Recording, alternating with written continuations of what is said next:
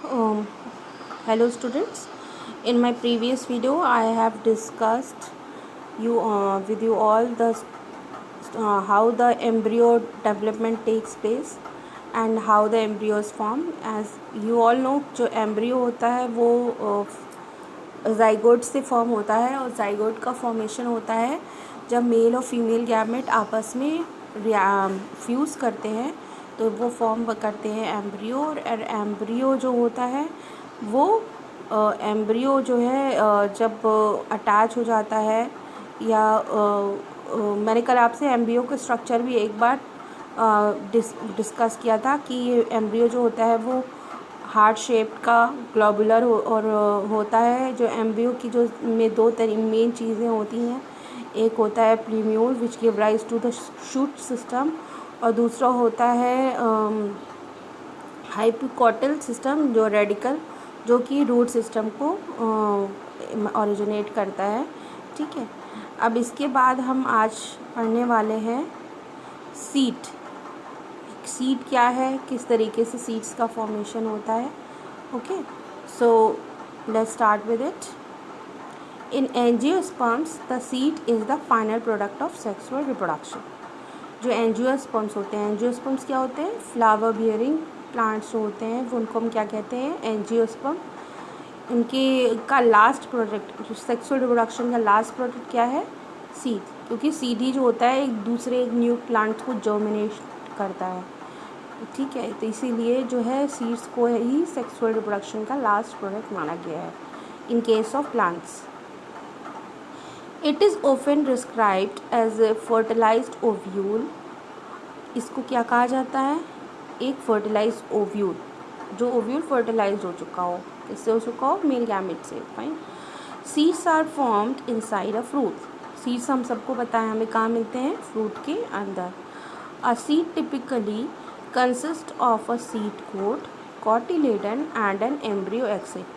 अगर आप सीड को उठा के देखोगे तो सीड का जो ऊपर का स्ट्रक्चर है वो क्या है, सीड कोट है। जो बीच का स्ट्रक्चर है वो क्या है, कॉटिलेडन है। और जो उसके नीचे एक स्मॉल स्मॉल से जो स्प्राउटेड पार्ट होता है वो क्या है, उसका एम्ब्रियो एक्सेस। आप चने को इमेजिन कर लो, जो भिगोया हुआ चना होता है, चने के जो ऊपर का पार्ट होता है ब्राउन वाला, वो क्या आप कह लो वो सीड कोट हो जाता है। जो जब आप चने का वो छिलका हटा दो तो वो जो एक दाल टाइप की निकलती है, that we call the cotyledon. और उसके बीच में आप स्ट्रक्चर देखोगे तो वो क्या होता है, embryo axis. Okay, I hope कि आपको स्ट्रक्चर समझ में आ गया होगा। The cotyledons of the embryo are simple structures, generally thick and swollen due to storage of food reserves as in the legumes। ठीक है, जो कॉटिलेडन जो होता है एम्ब्रियो का वो कैसा होता है, एक सिंपल स्ट्रक्चर होता है। जनरली ये थिक और फूला हुआ होता है, स्वेलर होता है। क्यों होता है ऐसा, क्योंकि it is reserve, it having the reserve food materials. Mature seeds में बी नॉन एल्ब्यूमिनियस और एल्ब्यूमिनियस। जो मैच्योर सीड्स होते हैं वो नॉन एल्ब्यूमिनियस भी हो सकते हैं और एल्ब्यूमिनियस भी हो सकते हैं। Non albuminous seeds have no residual endosperm as it is completely consumed during the embryo development. जो सीड्स जो होते हैं, नॉन एल्ब्यूमिनियस सीड्स जो होते हैं, उनमें एंडोस्पर्म्स क्या होता है, जब एम्ब्रियो जब डेवलपमेंट कर रहा होता है तो उसके नरिशमेंट के लिए जो एंडोस्पर्म होते हैं उसको फूड प्रोवाइड करते हैं। तो वो जो एंडोस्पर्म है ये एम्ब्रियो के डेवलपमेंट के दौरान अगर पूरा कंज्यूम हो चुका होता है तो उसे हम क्या कहते हैं, नॉन एल्ब्यूमिनियस। ठीक है, और एल्ब्यूमिनियस क्या होते हैं, albuminous seeds retain the part of the endosperm as it is not completely used up during the embryo। जो एल्ब्यूमिनियस सीड्स होते हैं उनमें एंडोस्पर्म्स का कुछ पार्ट शेष रह जाता है और वो एम्ब्रियो डेवलपमेंट में पूरे यूज़ नहीं होते हैं, तो उन्हें हम क्या कहते हैं, नॉन एल्ब्यूमिनियस। ठीक है, क्या एग्जाम्पल है, जैसे वीट है, मेज़ है, बार्ले हैं, इन सब के सीड्स आपने देखे होंगे ना। जब आप इनको तोड़ोगे तो आपको पाउडर फॉर्म, मतलब अंदर से वो पूरा आपको हटा हुआ नहीं मिलेगा, वाइट पोर्शन जो होता है। Okay, occasionally in some seeds such as black pepper and wheat remnants and nucleus are also persistent. कुछ सीड्स ऐसे होते हैं जिनमें रेमनेंट्स और आपको वो न्यूक्लियस के जो रेमिनेंट्स यानी कुछ अवशेष आपको देखने को मिलेंगे या रहते हैं उनके अंदर। This residual persistent nucleus is the perisperm. उस रेसिडुअल परसिस्टेंट न्यूक्लियस को हम क्या कहते हैं? पेरिस्पर्म। ठीक है, तो अभी तक हमने 3 चीज़ें देखी हैं, नॉन एल्ब्यूमिनियस, एल्ब्यूमिनियस और पेरिस्पर्म। ठीक, अब देखते हैं आगे क्या है। Integuments of ovules harden as the protective seed coat. अगर आपने ओव्यूल्स का स्ट्रक्चर मैंने आपको जो पढ़ाया था उसमें मैंने आपको बताया था इंटीग्यूमेंट्स होते हैं जो एक प्रोटेक्टिव लेयर्स होती हैं, इनका काम वही है प्रोटेक्शन देना। तो ये जो है होती हैं ओव्यूल्स की, जब फर्टिलाइजेशन की प्रोसेस हो जाती हैं तो वो हार्ड हो जाती हैं और प्रोटेक्टिव हो जाती हैं। The micropyle remains as a small pore in the seed coat. जो माइक्रोपाइल की जो एक ओपनिंग होती है वो एक एज अ स्मॉल पोर वो हमेशा रहती है सीड कोट में। इससे क्या होता है? It facilitates the entry of oxygen and water into the seed during the germination. इससे क्या होता है? ऑक्सीजन और वाटर मिलती है सीड जर्मिनेशन के दौरान। ठीक है, जर्मिनेशन की प्रोसेस तो पता होगी आपको। जर्मिनेशन इज द वो from the cotyledons when the new sprouts plants are going to germinate, that is called the seedling start to germinate, that we call the germination when they get the food, water and air। आपने class 5th में पढ़ा होगा ये। as a seed matures its water content is reduced and seed become relatively dry। जैसे जैसे seed mature होता जाता है जो उसके अंदर का जो वाटर कंटेंट होता है वो रिड्यूस हो जाता है और सीड जो होता है वो काफ़ी सूख जाता है, रिलेटिवली ड्राई हो जाता है। 10 to 15% moisture by the mass। Now the general metabolic activity of the embryo slows down। जो मेटाबॉलिक एक्टिविटी होती है एम्ब्रियो की वो कैसी हो जाती है? धीमी हो जाती है। मेटाबॉलिक एक्टिविटी मतलब रिएक्शंस जो भी चलते हैं उसके अंदर कैसे हो जाते हैं? वो धीमे हो जाते हैं। द एम्ब्रियो में enter a state of inactivity called dormancy. और एम्ब्रियो अब उस स्टेज में आ जाता है जिसमें वो इनएक्टिव होता है और उस इनएक्टिव स्टेज के एम्ब्रियो को हम क्या कहते हैं? डॉर्मेंसी। और ये तभी एक्टिवेट होता है when it gets its favourable condition. और फेवरेबल कंडीशंस क्या होती हैं? Adequate moisture, oxygen and the suitable temperature. Okay, then they start germinating. As ovule mature into seeds, the ovary develops into a fruit। जो ovules होते हैं वो किस में चेंज हो जाते हैं? सीड्स में चेंज हो जाते हैं। और जो ओवरी पार्ट होता है वो किस में चेंज हो जाता है? फ्रूट्स में चेंज हो जाता है। That is the transformation of ovules into seeds and the ovary into the fruit proceeds simultaneously. ये दोनों प्रोसेस साथ में एक साथ चलती हैं। The wall of the ovary develops into the wall of a fruit called the pericarp. जो ovary की वॉल होती है वो फ्रूट की वॉल बन जाती है और उसे हम क्या कहते हैं? Pericarp. Okay, now the fruits में be fleshy as in guava, orange, mango etcetera. कुछ फ्रूट जो होते हैं वो फ्लैशी फ्रूट्स होते हैं जैसे कि गुआवा है, ऑरेंज है, मैंगो। और ड्राई फ्रूट्स भी होते हैं जैसे कि groundnut, mustard, almonds, cashews. Many fruits have evolved mechanisms for dispersal of seeds. कुछ जो फ्रूट्स होते हैं उनमें सीड डिस्पर्सल का भी मैकेनिज्म होता है। जैसे पॉलन डिस्पर्सल था ना, वैसे सीड डिस्पर्सल का भी मैकेनिज्म होता है। ठीक है, आई होप ये अभी आपने पहले पढ़ा हुआ है सीड डिस्पर्सल किस तरीके से होता है। In most plant, by the time the fruit develops from the ovary, other floral part degenerate and fall off।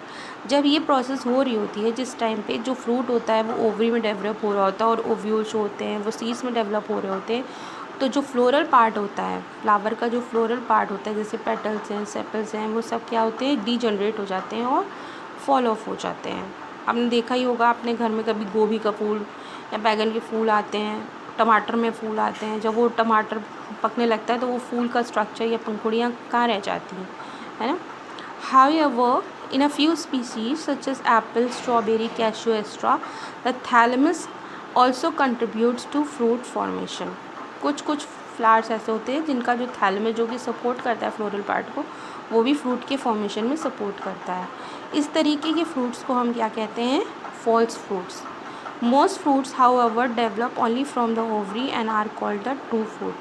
जो फ्रूट जो है वो ओवरी से डेवलप होते हैं उन्हें हम क्या कहते हैं, ट्रू फ्रूट। जो फ्रूट थैलेमस के सपोर्ट से फॉर्म होते हैं उन्हें क्या कहते हैं हम, false fruit. Although the most of the species fruits are the result of fertilisation.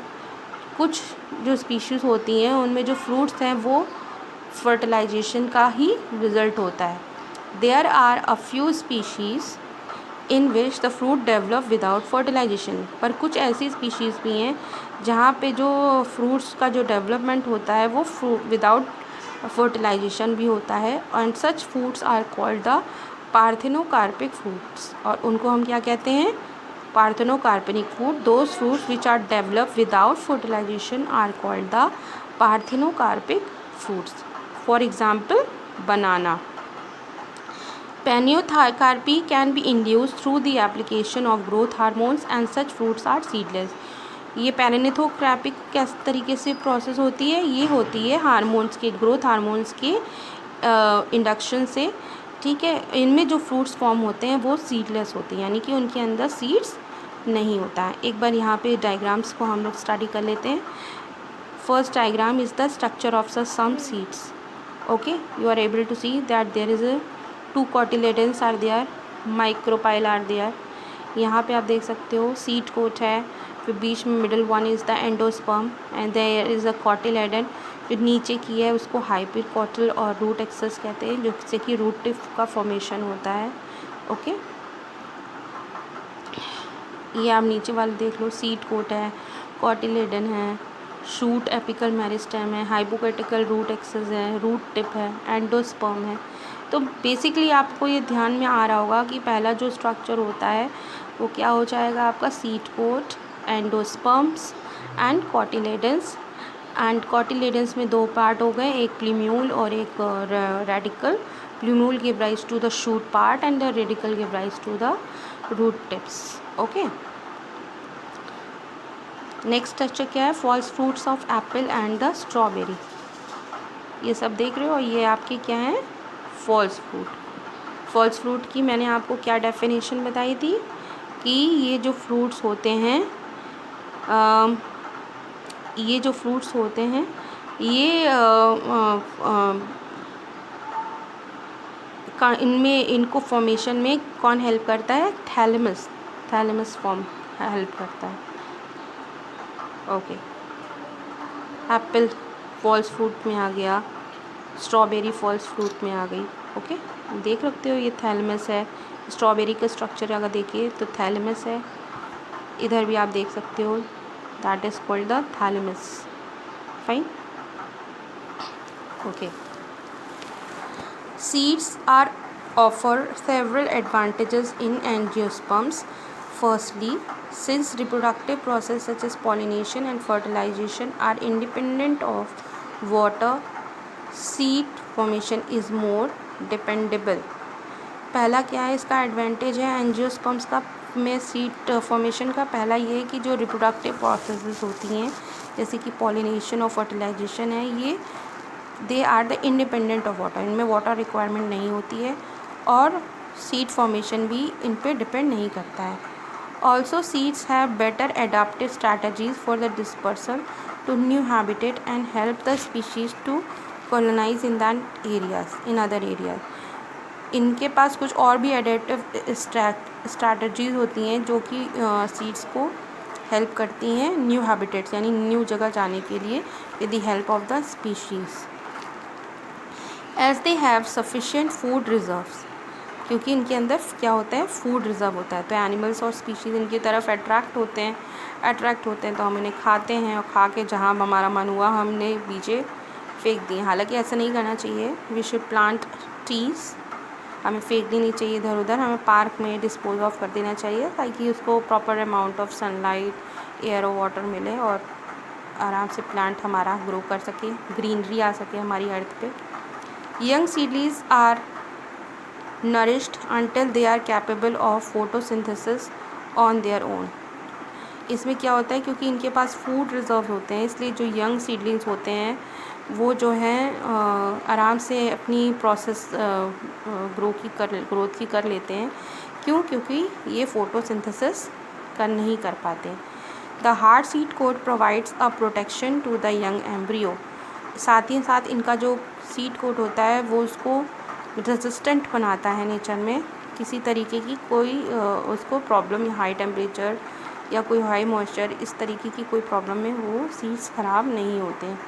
Being products of sexual reproduction, they generate new genetic combination leading to variations। अब क्योंकि ये जो है सेक्सुअल रिप्रोडक्शन का नतीजा है, तो सेक्सुअल रिप्रोडक्शन में जो जेनेटिक कॉम्बिनेशंस बहुत है, जीन्स का आपस में कॉम्बिनेशन बहुत होता है, इसलिए ये वेरिएशंस भी लेके आते हैं स्पीशीज़ में। Seed is the basis of our agriculture. अब जो सीड्स होते हैं, हमारे एग्रीकल्चर क्या है? द वे ऑफ फार्मिंग के लिए सीड्स जो हैं एक तरीके के लिए बोन है, हमारा बेसिक है। अगर सीड्स नहीं होंगे तो न्यू प्लांट्स कैसे डेवलप होंगे, right? So seeds are the basis of our agriculture. Dehydration and dormancy of mature seeds are crucial for storage of seed, which can be used as a food throughout the year and also to raise crop in the next season। Dehydration यानी कि हम जब food seeds को store करके रखते हैं तो उसमें डिहाइड्रेशन, मॉइस्चर नहीं होना चाहिए, नहीं तो सीड्स ख़राब हो जाएंगी। साथ ही में डॉर्मेंट कंडीशन होनी चाहिए ताकि जो है फूड्स को हम स्टोर करके अच्छी तरीके से यूज़ कर रख सकें और फूड को जो है पूरे साल यूज़ कर सकें और नेक्स्ट सीज़न के लिए as a production of crop भी यूज़ कर सकते हैं, जैसे गेहूँ हो गया और राइस हो गया, ठीक है। Can you imagine agriculture in the absence of seed or in the presence of seed? Obviously in the presence of seed, right? Which germinate straight away soon after the formation and cannot be stored. How long do the seeds remain alive after they are dispersed? हाँ, अब ये next question आता है कि जब हम seeds को disperse हो जाते हैं तब वो कितने दिनों तक अलाइव रहते हैं, ठीक है। दिस अ फ्यू मंथ, ये क्या होता है? ये कुछ महीनों के लिए होता है। Seeds of a large number of species live for several years, पर कुछ स्पीशीज़ ऐसी भी हैं जो सेवरल ईयर्स तक एज इट इज़ रह सकती हैं अगर उनको प्रॉपरली स्टोर करके रखा गया है। Some seeds can remain alive for 100 of years, और कुछ सीड्स तो और भी ज़्यादा टाइम तक रह सकती हैं, 100 ऑफ ईयर्स तक। There are several records of very old yet viable seeds. The oldest is that of lupin. Lupins arideus excavated from the Arctic tundra. The seed germinated flowers after the estimated record of 10,000 year of dormancy। जो हमारे पास अभी तक का record है वो ये है कि 10,000 ईयर्स तक कोई सीड्स ऐसे थे जिनको 10,000 ईयर तक का स्टोर करने का रिकॉर्ड भी है, ठीक है।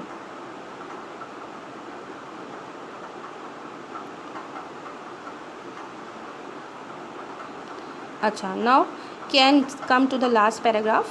Can you think of some plants in which fruit contain very large number of seeds? कुछ प्लांट ऐसे होते हैं जिनमें बहुत सारे सीड्स होते हैं, जैसे कि कौन कौन से हुए?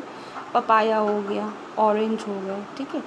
Orchid fruits are such category and each fruit contain thousands of tiny seeds, similar to in the case of the fruits of some parasitic species such as oinbachi and the striga. Have you seen a tiny seeds of a flowers? How large is the tree of flicus developed from, and that seen a tiny seeds of how many billions of seed does each flicus tree produce? ठीक है, तो इन्होंने एक कोई example दिया है फ्लिकस का जिसमें बहुत सारे सीड्स प्रोड्यूस होते हैं, तो किस तरीके से प्रोड्यूस होते हैं ये अभी हम देखते हैं। So our last chapter is the apomixis and the polyembryony. Okay, तो अभी will discuss this in the next video. Fine, thank you.